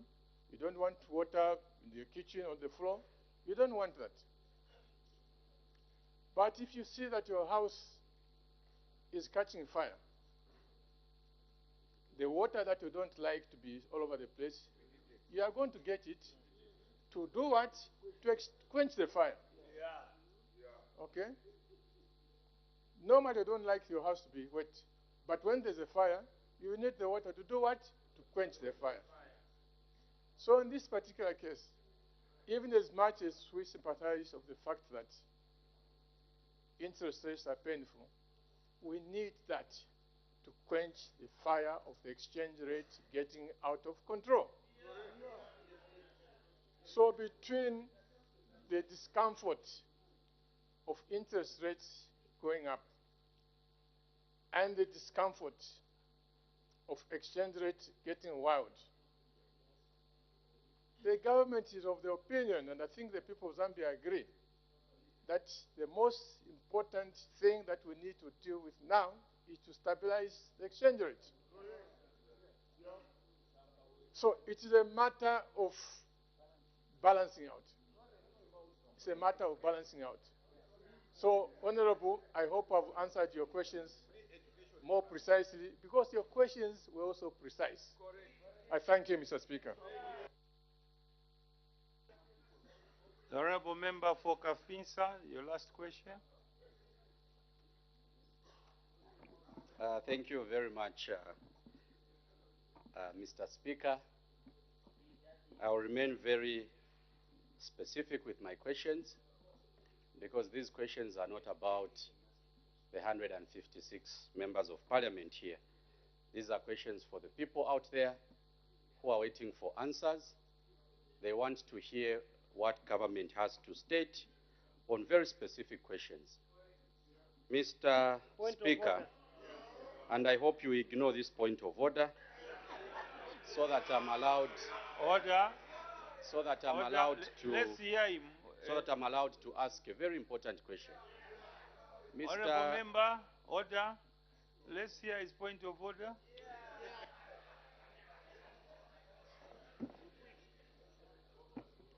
Thank you, Mr. Speaker, for giving the good people of Petauke this opportunity to raise a point of order.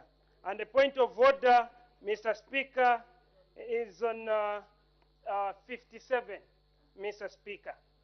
57, it's very clear. Any member can only speak in the House upon your approval. And we here in this House, we are coming here not just to joke around, But people outside, they are watching and they are expecting good results from here. But is the honorable member for Munali in order where you have asked someone on the floor and him has got a gadget, but he doesn't want to represent his people in the constituency by indicating, but he's just opening mouth, just talking, whereby a lot of people are waiting outside to hear the outcomes here. We are supposed to be serious, Mr. Speaker, here. We don't come for jokes. Some of us, we have left our businesses, our families, to come here, to come and work, but some other people like Minister of... Order. Honorable member, order. Let me guide. Honorable member, this is a very important house. Certainly, it's not a joking parlor. Let's be serious. The issue on the floor of the house is an issue that many Zambians would love to hear, with a lot of substance in it. The question that honorable member has asked has a lot of substance the corporate world want to hear. So unnecessary interjections, let's try to weigh them if they're of merit. May the honorable member continue.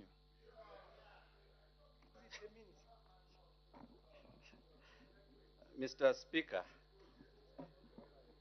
my second question, in line with Standing Order 76, I refer the Minister to the written questions.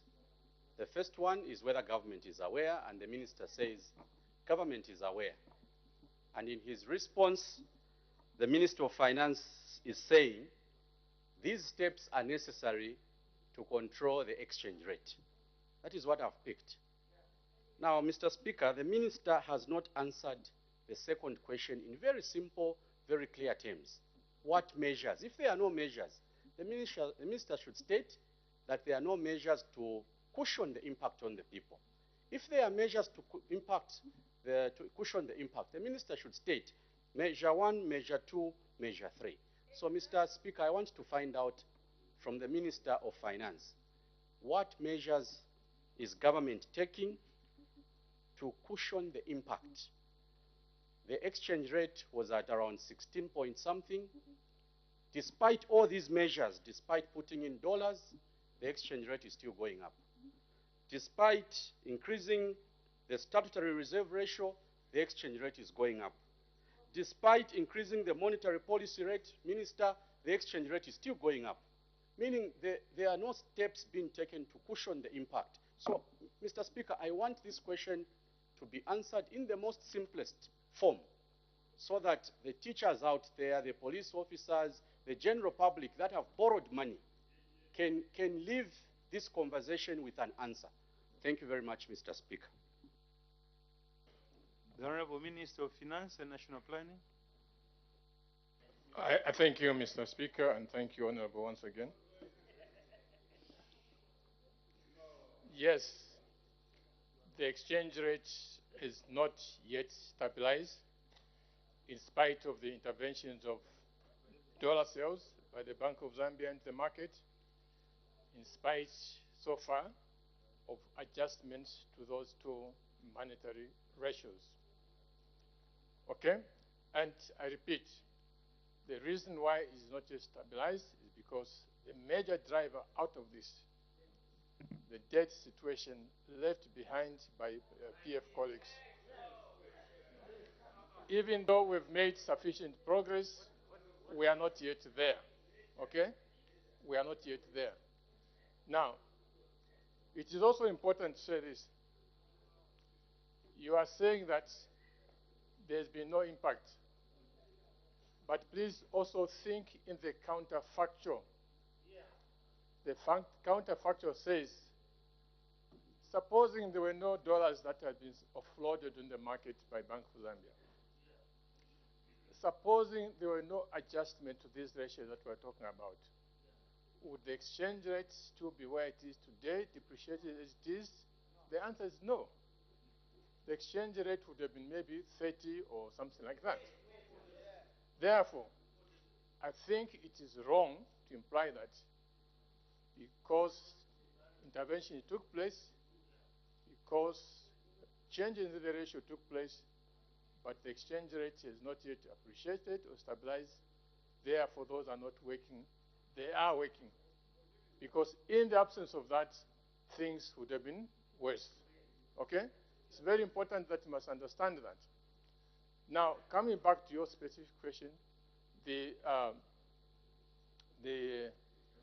measures. Well, the whole essence, remember, the whole essence is to put pressure, to put brakes on the demand for dollars. Whether you are traveling and you need dollars, whether you want dollars for whatever reason, the whole essence of this is to put brakes on that. So if you are talking about cushions, there are no immediate cushions. The cushions will come when the situation stabilizes, and therefore you begin to unwind. So the point is that the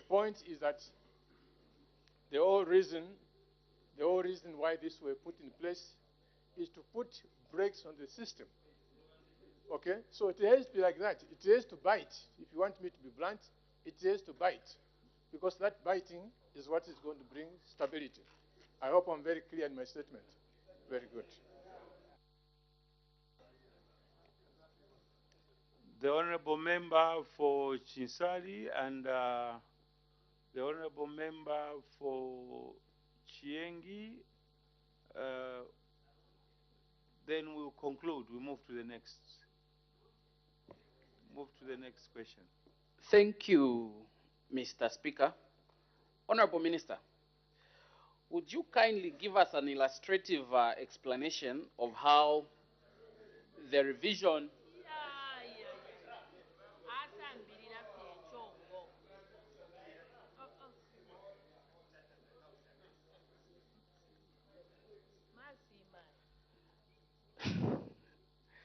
Would you kindly give us an illustrative explanation of how the revision of the statutory reserve ratio helps in stabilizing the exchange rate for foreign currency? I thank you, Mr. Speaker.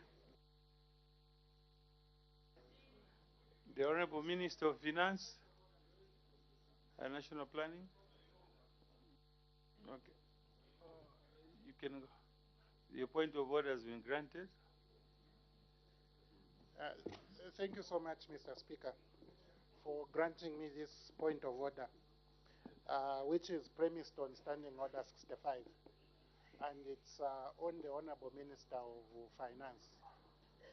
Mr. Speaker, I was hoping that the Honorable Minister of Finance was going to contest the assertion made by the Honorable Member of Parliament for Kantanshi, saying that Bank of Zambia was categorical, granting the reason why the kwacha is depreciating, non-performance of mines, which issue is not contained in the minister's statement and also responses.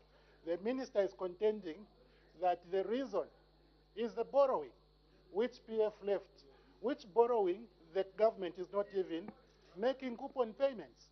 Is he in order to accept two positions, one from him and one from the Honorable Member of Parliament, without clarifying which position the nation should actually understand and which position we must carry as the Honorable Members? I seek your serious ruling, Mr. Speaker. Thank you. I think maybe the Honorable Minister should have looked at a bigger picture, weighed the two, and looked at which picture really outweighs the other, and settled for a position that the current bleeding government coffers with debt are making a ruling, and then you are contesting it. You want to be the judge and the jury again.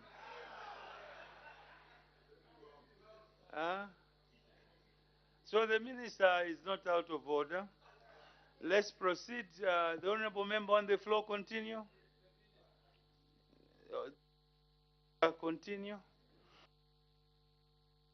Thank you very much, Mr. Speaker.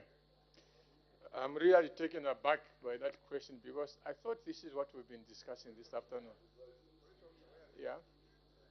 This is precisely what we've been discussing this afternoon. There are two things that we can do to stabilize the exchange rate. One is, of course, to provide more dollars in the system. And this is why Bank of Zambia, in the provision of foreign exchange, Bank of Zambia has been selling dollars. Okay? They've been selling dollars, and that's what was referring to. On top of that, and relating to what Honorable Kafaya just said, it helps when there are more dollars coming out of the mining sector because then they go into the Bank of Zambia, the intervention can be done. But I also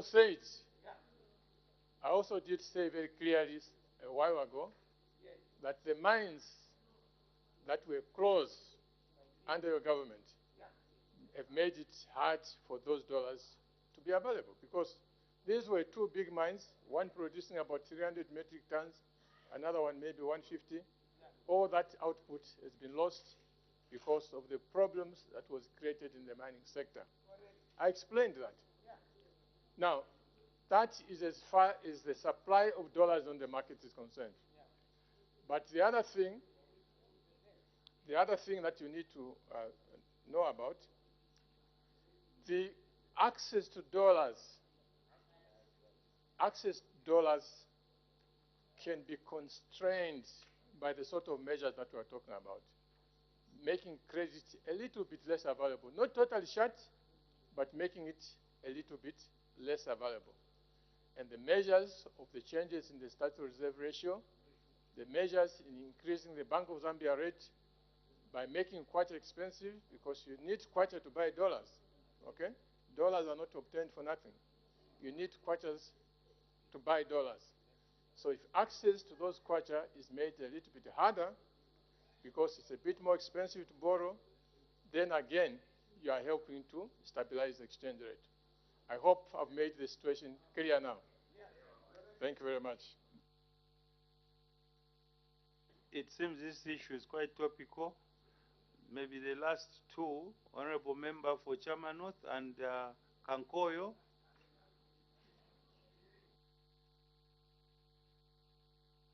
Oh, Chiengi, and then these two afterwards. Thank you so much, Mr. Speaker. Mr. Speaker, through you, Honorable Minister of Finance, I've been listening to your response, especially on the reasons as to why we have this situation. You referred to PF to have overborrowed, and PF left the economy of this country in a mess. Now, Mr. Speaker, I would like to find out from the Minister of Finance, when we were debating budget last year, he brought the borrowing plan to this House, where it was showing that this government in 1 year plus had borrowed 6-point-something billion in just a year. So I would like to find out the kind of borrowing it is. I believe PF borrowed in 10 years. Now, in 1 year plus, we have a government which has borrowed 6 billion plus. Is that not careless borrowing, Mr. Speaker? Thank you. The Honorable Minister of Finance and National Planning. I thank you, Mr. Speaker, and I thank the honorable member.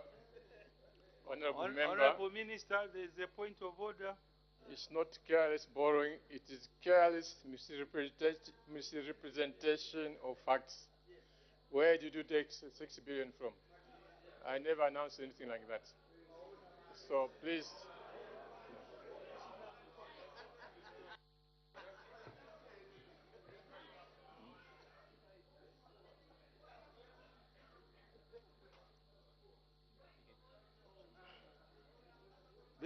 There's a point of order. You can go ahead. Thank you, Mr. Speaker. I rise on a point of order on standing order number 65.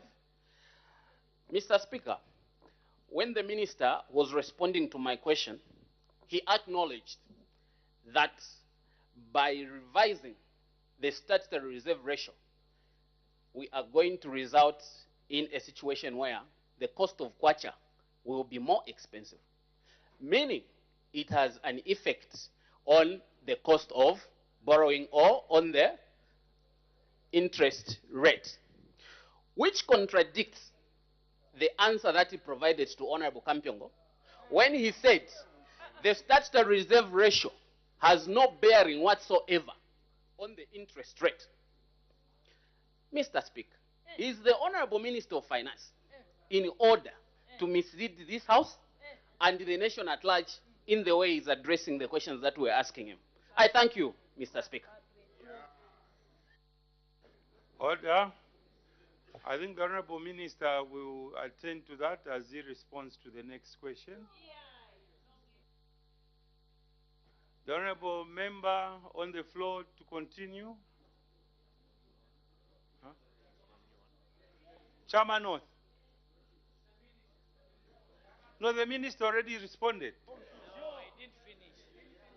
No, the Minister responded to Chieng already. The Honorable Member for Chairman North, continue. Thank you, Mr. Speaker. Thank you. Point of order, Mr. Speaker. Point of order is not granted. Take your seat. Sorry, Mr. Speaker. It's not granted. You can take your seat, Honorable Member. Thank you, Mr. Speaker. Thank you, Thank you, Minister. Minister, this morning, the President of the Civil Servants Union of Zambia was lamenting over the increase in monetary policy rate, taking into account that civil servants are highly indebted. What measures are you putting in place, Minister, to engage these financial institutions on behalf of civil servants so that maybe there can be extension in terms of repayment of these loans? Thank you. As the time is 16:40 hours, I suspend business for 20 minutes for health break. Thank you so much for still being with us on Parliament Television. The House has gone on a 20 minutes healthy break, and at the time business was suspended, the House was considering question 178, which was posed by Kamfinsa Member of Parliament, Mr. Christopher Kangombe, and this question was directed to the Minister of Finance and National Planning. He wanted to find out whether the government is aware that the increase in the statutory reserve ratio and the monetary policy rate by the Bank of Zambia on Monday, 13th February 2023 has adversely affected the economy due to reduced